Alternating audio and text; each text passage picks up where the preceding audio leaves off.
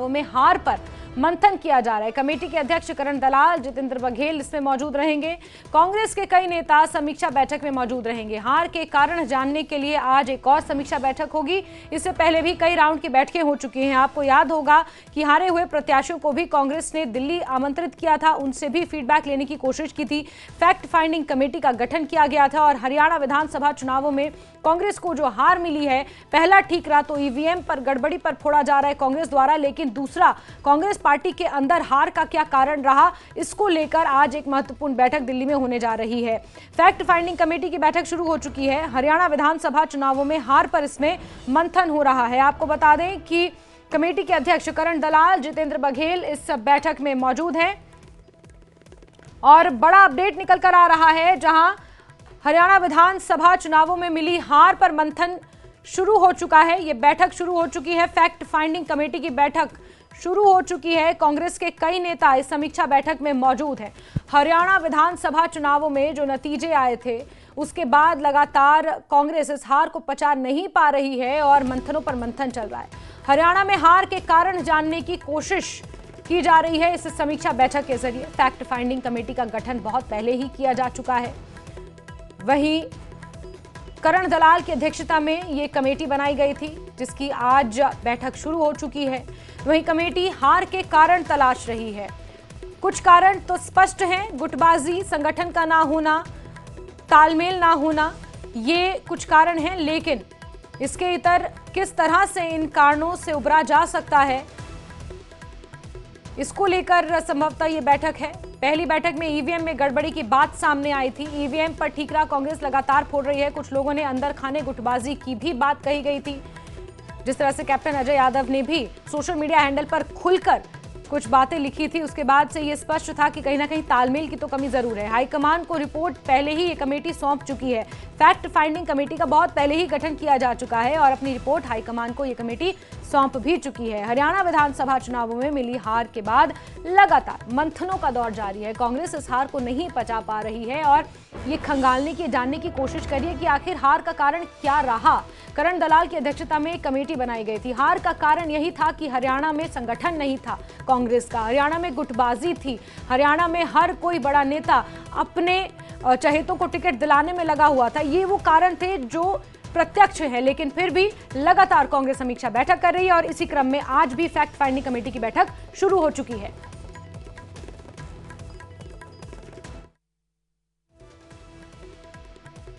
अभी हमारे सामने जो ईवीएम और जो वोटर रजिस्टर्ड हैं हरियाणा में, और उनकी संख्या जो इन्फॉर्मेशन हमने गैदर की है उसके मुताबिक वो बढ़ती घटती रही है, जो कि एक चौंकाने वाली बात है। तो अभी हम कानूनी प्रक्रियाओं के ऊपर विचार करके हमने पहली दफ़ा हरियाणा में इतने लोगों ने इलेक्शन पिटीशन दायर किए। सुप्रीम कोर्ट में हमने पिटीशन दायर किए और अभी भी हम सारे फैक्ट्स इकट्ठा करके और सभी आपस में विचार मंथन करेंगे। इन्हें अगला हमारा कदम क्या होगा, किस तरीके से कानूनी प्रक्रिया को पूरा करना है, किस तरीके से इन सारे तथ्यों को जो जिनकी वजह से चुनाव में इतना नुकसान चुनाव आयोग की गलतियों की वजह से हुआ है, उसको लोगों तक कैसे पहुंचाएं, इन सारी बातों पर आज विचार। देश के लोग उनकी छवि के ऊपर शक कर रहे हैं और इस हरियाणा महाराष्ट्र के चुनाव में जिस तरीके से ईवीएम का जो रोल रहा है, वो ईवीएम का जो सही कानूनी तौर पर संविधान के मुताबिक जो ईवीएम जिस तरीके से स्थापित होना चाहिए, कहाँ बीयू यानी बैलेट यूनिट लगना है, कहाँ वीवीपैट का यूनिट लगना है, कहाँ कंट्रोल यूनिट लगना है, तो उन सब पर आपत्तिजनक बातें सामने आई हैं और इसीलिए इलेक्शन पिटीशन दायर किए गए हैं, जो कि पहली दफा हरियाणा में इतने इलेक्शन पिटीशन दायर हुए हैं। माननीय सुप्रीम कोर्ट में लोग शिकायत कर रहे हैं। चुनाव आयोग के ऊपर देश के लोगों का भरोसा नहीं है, तो इसलिए अब हमारे सामने केवल कानूनी रास्ता अपनाने की और कोई चारा नहीं है। दीपक बाबरिया मीटिंग में पहुंचे हैं। सर, क्या कहेंगे आज की बैठक में, क्या कुछ रहना है? मीटिंग के बाद आपका सर बहुत स्वास्थ्य कैसा अभी आपका? बेहतर हूँ, मगर पूरा फिट नहीं हो अभी भी। जी, अभी भी ट्रीटमेंट में हूँ। अब बैठकों में हिस्सा लेंगे हम आने वाली बार? आवश्यकता के अनुसार बहुत रेयरेस्ट ऑफ द रेयर। ठीक है सर, इंतजार करेंगे बैठक के बाद क्या कुछ रहता है। चौधरी विजेंद्र सिंह भी इस बैठक में पहुंचे हैं। करण दलाल इस बैठक की अध्यक्षता कर रहे हैं। सर दूसरी बैठक है ये और हार पे समीक्षा हो रही है। आपके यहाँ से तो जो फीडबैक आया बहुत ही कम मार्जिन से आप हारे, ऐसे में सवाल और कई खड़े होते हैं, क्या कुछ रहने वाला है बैठक में? नहीं, देखिए बैठक में तो सभी बातों पर चर्चा होती है। हर एमएलए अपना मत रखता है, या जो प्रत्याशी जो हारे हैं वो अपना मत रखते हैं कि क्या क्या कारण रहे, और कुछ कारण ऐसे हैं जो शायद पूरे प्रदेश के स्तर के हैं और कुछ स्पेसिफिक भी हो सकते हैं, कुछ पार्टी से संबंधित भी हैं। तो लेकिन ये ज़रूर है कि जो अभी इलेक्शन पिटिशंस फाइल हुई हैं, मेरे ख्याल से 16 कांग्रेस के प्रत्याशियों ने इलेक्शन पिटिशन फाइल की है, तो उसके बारे में ज़रूर विचार होगा। इलेक्शन पिटिशंस तो फाइल हो चुकी हैं, उनकी तो आखिरी डेट खत्म हो चुकी है, वो तो 45 दिन के अंदर नतीजे के बाद फाइल करना होता है। तो उस वजह से मैंने कहा 16 प्रत्याशियों ने फाइल किया है। लेकिन उसके अलावा जो पार्टी के और विपक्ष के अनेक दलों के का जो उनकी जो चिंता है खासतौर पे ईवीएम के बारे में, और अन्यथा भी जो चुनाव प्रक्रिया है उसके बारे में, जिस प्रकार से इलेक्शन कमीशन की भूमिका उसमें रही है उसके बारे में, धन का जिस प्रकार से नंगा नाच हुआ है चुनाव में, मैं सिर्फ हरियाणा की बात नहीं कर रहा, सभी प्रदेशों में और राष्ट्रीय स्तर पर, तो वो सब मुद्दे हैं। तो ज़रूर, क्योंकि इलेक्शन कमीशन में तो गुहार लगा चुके, उन्होंने एक जवाब भी दे दिया अपना, तो हो सकता है अब कोर्ट्स का रास्ता लिया जाए रिट पिटिशन के माध्यम से, या जैसे भी, वो तो कानून के जो ज्ञाता हैं वो बताएंगे।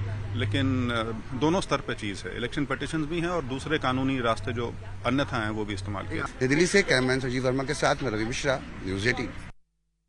हमारे साथ जुड़ चुके हैं जिन्होंने अब से कुछ देर पहले तमाम नेताओं के साथ बातचीत भी की। रवि, लगातार मंथनों का बैठकों का सिलसिला जारी है, लेकिन इस हार से कांग्रेस पार्टी उभरती हुई नजर नहीं आ रही। ऐसा तो नहीं है कि आगे आने वाले समय में चुनौतियां नहीं हैं, दिल्ली चुनाव हैं, हरियाणा में ही नगर निकाय के कितने सारे चुनाव हैं, अन्य राज्यों में नगर निकाय के चुनाव हैं। ऐसे में नहीं लगता कि कांग्रेस को अब आगे के लिए प्रिपेयर होना चाहिए, बजाय इसके कि 2 महीने बाद भी आप हार के कारण ही खंगाल रहे हैं जो आपको कहीं ना कहीं पता है कि क्या है? तो देखिए जैस्मिन, यहाँ कई चीज़ें हैं। जिस तरीके से विधानसभा चुनाव को बीते काफ़ी समय हो गया, मगर कांग्रेस अभी भी इस सवाल का जवाब तलाशने की कोशिश कर रही है कि आखिर हार के मुख्य कारण क्या थे। देखिए 2 कमेटी का गठन हुआ। एक हार की जो कारण जानने के लिए समीक्षा कमेटी का गठन हुआ, इसमें करण दलाल को अध्यक्षता दी गई। वहीं जो फैक्ट फाइंडिंग कमेटी है उसमें भूपेश बघेल उनको अध्यक्ष बनाया गया है। फैक्ट फाइंडिंग कमेटी की बैठक आगामी 9 तारीख को है, 9 दिसंबर को है। वहीं आज की बात करें तो आज जो हार की समीक्षा की जो बैठक हो रही है, इस कमेटी के जो अध्यक्ष हैं करण दलाल, वो बैठक ले रहे हैं। इससे पहले करण दलाल पहले भी बैठक ले चुके हैं। ईवीएम को लेकर जो सवाल उठाए गए, मुख्य रूप से उन मुद्दों को आज के इस बैठक में डिस्कस किया जा रहा है। वो 16 पिटीशन, वो 16 प्रत्याशी जो चुनाव हारे कांग्रेस की सीट पर, कांग्रेस की टिकट से, उन्होंने कहीं ना कहीं पिटीशन डाला और ये आरोप लगाया कि ईवीएम में कुछ धांधली हुई है जिसके कारण वो हारे।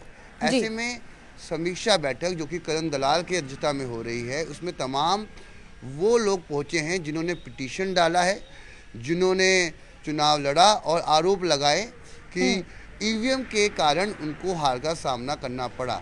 ऐसे में कानूनी रास्ता क्या तलाशने जा रही है कांग्रेस, उसकी कहीं ना कहीं यहाँ भनक नजर आ रही है। बिल्कुल रवि, और क्या रवि हम ये कह सकते हैं कि हरियाणा प्रभारी दीपक बाबरिया, क्योंकि एक लंबे समय के बाद इस तरह की बैठक में शामिल हो रहे हैं, और बीच में ये खबर निकल कर आई थी जो प्रदेश अध्यक्ष ने कहा था कि दीपक बाबरिया के पास 7 तारीख को एक मैसेज आ गया था जिसमें यह स्पष्ट था कि 14 ऐसी विधानसभा सीटें हैं जहां की ईवीएम के साथ छेड़छाड़ की गई है और कांग्रेस इन्हें लूज करने वाली है। दीपक बाबरिया क्या इस बाबत भी कोई बात कर सकते हैं इस बैठक में, क्योंकि आपने कहा कि ईवीएम में धांधली का आरोप कांग्रेस लगा रही है, और उसी से जुड़े क्या कानूनी पहलू हैं, क्या कानूनी रास्ता अख्तियार कांग्रेस कर सकती है, इसको लेकर मंथन इस बैठक में खासकर होना है।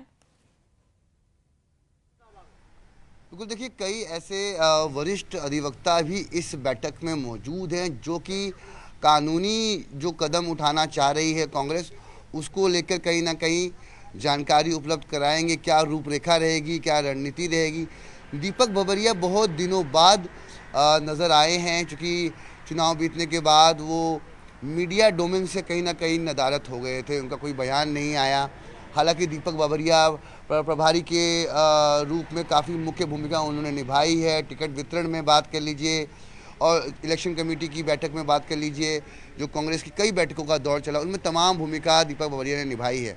ऐसे में दीपक बावरिया पे कई सवाल भी खड़े हुए कि टिकट का वितरण सही से नहीं हुआ, उम्मीदवारों का चयन सही नहीं हुआ और कहीं ना कहीं इसका खामियाजा भुगतना पड़ा है। कई वरिष्ठ नेताओं ने भी दीपक बावरिया पे कहीं ना कहीं आरोप लगाए हैं।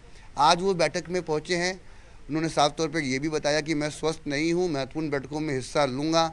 तो ये सवाल उनसे बिल्कुल जायज़ है, क्योंकि आपको तस्वीर दिखा दूं कि बैठक अभी चल रही है। दीपक बावरिया खुद इस बैठक में पहुंचे हैं, करण दलाल की अध्यक्षता में ये बैठक हो रही है। कई वरिष्ठ अधिवक्ता यहाँ मौजूद हैं। प्रत्याशी जिन्होंने चुनाव लड़ा वो हार गए, वो भी इस बैठक में मौजूद हैं। इसके अलावा क्या कुछ रहने वाला है, क्योंकि इससे पहले भी बैठक हो चुकी है मगर अब तक परिणाम नतीजा निकल कर सामने नहीं आया।